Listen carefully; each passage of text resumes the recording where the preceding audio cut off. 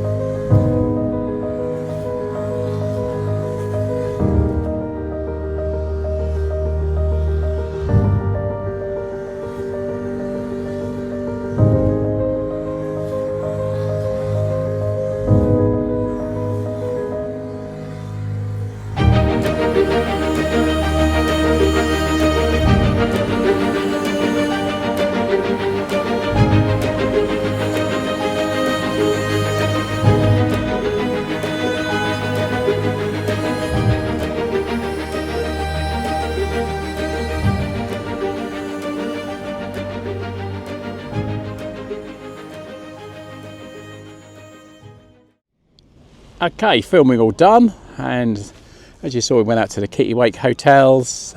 Got some good footage of that.